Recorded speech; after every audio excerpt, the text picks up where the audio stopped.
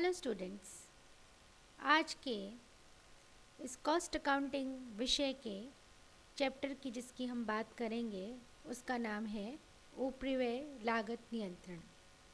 सर्वप्रथम हम बात करेंगे कि उपरिव्यय किसे कहते हैं। What are overheads? किसी वस्तु की कुल लागत एवं मूल लागत का अंतर ही उपरिव्यय लागत होती है। इसे पूरक लागत भी कहते हैं, अप्रत्यक्ष लागत भी कहते हैं, इसे अधिव्यय भी कहते हैं। इसको हम अप्रत्यक्ष लागत भी कहते हैं। उपरिव्ययों पर का भी लेखांकन एवं नियंत्रण आवश्यक है। उपरिव्ययों का जो नियंत्रण किया जाता है उसके लिए जो कार्यवाही की जाती है वो है उपरिव्ययों का संख्यांकन एवं सूचीयन करना, उपरिव्ययों का संग्रहण करना, उपरिव्ययों का वर्गीकरण करना, उपरिव्ययों का आवंटन करना, उपरिव्ययों का अनुभाजन अथवा विभागीयकरण करना, प्राथमिक अनुभाजन, द्वितीयक अनुभाजन एवं उपरिव्ययों का अवशोषण करना। आज की इस कक्षा में हम बात करेंगे उपरिव्ययों का वर्गीकरण। उपरिव्यय लागत निर्धारण का अर्थ व्ययों के विशेष समूह की श्रेणी निर्धारित करने की प्रक्रिया से है, जिसके अनुसार उपरिव्ययों का वर्गीकरण किया जाता है। उपरिव्ययों का वर्गीकरण अनेक प्रकार से किया जा सकता है, या तो उद्योग एवं संस्था के आकार प्रकार तथा लागत लेखांकन के उद्देश्य पर निर्भर करता है।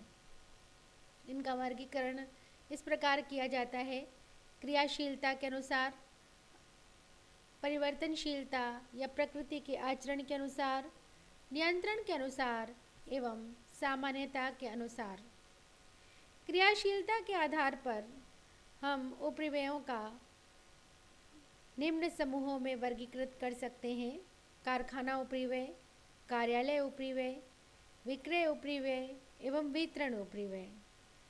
कारखाना उपरिव्यय के अंतर्गत वे समस्त अप्रत्यक्ष व्यय सम्मिलित किए जाते हैं जो एक कारखाने के अंतर्गत वस्तु निर्माण के आदेश प्राप्त होने से लेकर निर्माण कार्य पूरा होने तक किए जाते हैं, जैसे कारखाने का किराया तथा दर, कारखाने में प्रकाश, शक्ति, ईंधन, कारखाने के छोटे औजार, कारखाने के भवन का वास, बीमा, संयंत्र तथा मशीन का वास इत्यादि। कार्यालय उपरिव्यय के अंतर्गत वे समस्त अप्रत्यक्ष व्यय सम्मिलित किए जाते हैं जो व्यवस्था, प्रशासन तथा नियंत्रण संबंधी नीति निर्धारण हेतु किए जाते हैं। इसमें प्रशासनिक कार्यालय द्वारा किए गए समस्त व्यय सम्मिलित होते हैं। इसमें अनुसंधान, विकास, निर्माण, कार्य, विक्रय तथा वितरण आदि क्रियाओं से संबंध नहीं होता है। जैसे कार्यालय का किराया तथा दर, कार्यालय के प्रकाश, सफाई आदि के व्यय, कार्यालय के प्रबंध तथा कर्मचारियों का वेतन, कार्यालय के भवन का बीमा, वास तथा मरम्मत, कार्यालय के फर्नीचर का वास तथा मरम्मत इत्यादि। विक्रय उपरिव्यय के अंतर्गत वे समस्त अप्रत्यक्ष व्यय सम्मिलित किए जाते हैं जो आदेशों को प्राप्त करने वाले ग्राहकों को बनाए रखने हेतु किए जाते हैं, जैसे विक्रय कार्यालय व्यय, विक्रय प्रतिनिधियों का वेतन तथा कमीशन, विक्रय यात्री व्यय, विज्ञापन तथा वस्तु प्रदर्शनी व्यय, मूल्य सूची, नमूने तथा अन्य उपहार, अप्राप्य ऋण, विक्रय संबंधी कानूनी व्यय इत्यादि। वितरण उपरिव्यय के अंतर्गत वे समस्त अप्रत्यक्ष व्यय सम्मिलित किए जाते हैं जो निर्मित वस्तु को गोदाम में रखने से लेकर ग्राहकों तक वितरित करने में होते हैं, जैसे गोदाम का किराया तथा वास, गोदाम के कर्मचारियों का वेतन, माल का मार्ग बीमा, सुपुर्दगी वाहनों के व्यय, विशेष पैकिंग व्यय तथा पैकिंग सामग्री, गोदाम में रखे निर्मित माल की हानि इत्यादि। तो ये थे उपरिव्ययों का वर्गीकरण किया हमने क्रियाशीलता के आधार पर। दूसरा हम उपरिव्ययों का वर्गीकरण करते हैं परिवर्तनशीलता के आधार पर। परिवर्तनशीलता के आधार पर हम उपरिव्ययों को 3 भागों में बांटते हैं: स्थिर उपरिव्यय, परिवर्तनशील उपरिव्यय और अर्ध परिवर्तनशील उपरिव्यय।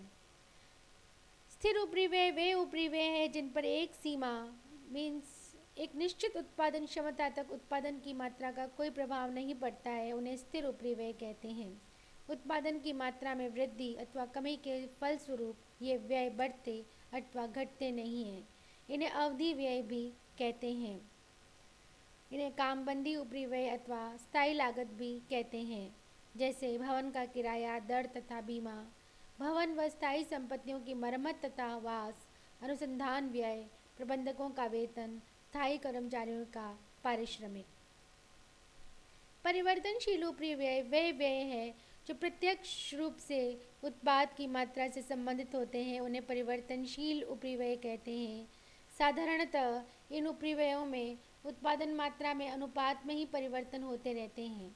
यदि उत्पादन में 40% वृद्धि होती है तो ये व्यय 40% अधिक होंगे, अथवा उत्पादन के कमी हो जाने पर इन व्ययों में अनुपातिक कमी हो जाती है, जैसे मशीन चलाने में ईंधन, प्रकाश व शक्ति, अधिकार शुल्क, विक्रय प्रतिनिधियों का कमीशन, गाड़ी भाड़े का किराया, रेल किराया इत्यादि। उसके बाद हम बात करेंगे अर्ध परिवर्तनशील ऊपरी व्यय की।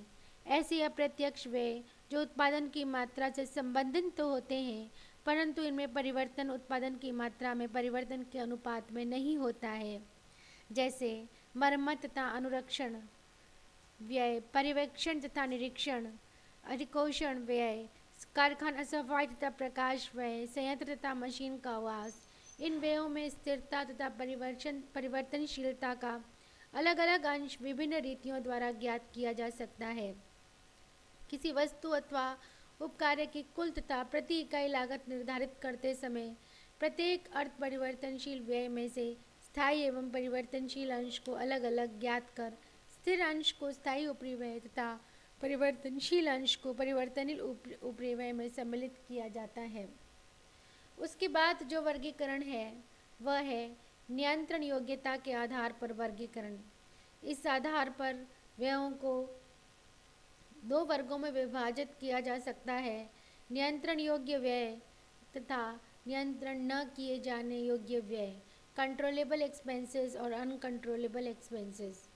ऐसे व्यय को जो किसी उद्योग के आंतरिक कारणों से प्रभावित होते हैं तथा जिन पर समुचित उपाय द्वारा नियंत्रण किया जा सकता है, उन्हें नियंत्रण योग्य व्यय कहते हैं, जैसे परिवर्तनशील व्यय। इसके विपरीत वे व्यय जो उद्योग के बाहरी कारणों से प्रभावित होते हैं तथा जिन पर प्रयत्न करने पर भी नियंत्रण नहीं किया जा सकता, उन्हें नियंत्रण न किए जाने योग्य व्यय कहते हैं, जैसे स्थायी ऊपरी व्यय, किराया व दर, वास, बीमा, कार्यालय कर्मचारियों का वेतन आदि। उसके बाद जो अगला वर्गीकरण है वह है सामान्यतया के आधार पर वर्गीकरण। इसके अनुसार व्ययों को सामान्य व्यय नॉर्मल एक्सपेंसेस तथा असामान्य व्ययों अबनॉर्मल एक्सपेंसेस में विभाजित किया जाता है। वे व्यय जो उत्पादन की सामान्य परिस्थितियों में होते हैं तथा जिनका होना अनिवार्य है, सामान्य व्यय कहलाते हैं। जो उत्पादन की सामान्य परिस्थितियों में होने वाले व्ययों से अधिक तथा अप्रत्याशित तथा आकस्मिक होते हैं, वे असामान्य व्यय कहे जाते हैं। श्रम समय के कुछ अंश का कार्यहीन होना, उत्पादन प्रक्रिया में सामग्री की ऐसी चीजत, भंडार गृह में रखी सामग्री की मात्रा, तौल या नाप में ऐसा क्षय या कमी जिसे रोका नहीं जा सकता, सामान्य व्ययों या हानियों के कुछ उदाहरण हैं। इसके विपरीत शक्ति के अभाव में श्रम का कार्यहीन समय, संयंत्र के हटाने तथा मशीनों के टूटने से क्षति, अग्नि, भूकंप तथा दुर्घटना से सामग्री की क्षति आदि को असामान्य व्यय ऊपरी व्यय के वर्ग में रखा जाता है। उसके बाद जो अंतिम है वह है लागत के तत्वों के अनुसार। लागत के तत्वों के अनुसार हम इन व्ययों को 3 भागों में बांट सकते हैं: सामग्री से संबंधित ऊपरी व्यय, श्रम से संबंधित ऊपरी व्यय तथा व्ययों से संबंधित ऊपरी व्यय। तो ये जो आज हमने पढ़ा ऊपरी व्ययों किसे कहते हैं, ऊपरी व्ययों के पर्याय शब्द एवं जो ऊपरी व्ययों का वर्गीकरण, आशा है आपको समझ में आया होगा। धन्यवाद।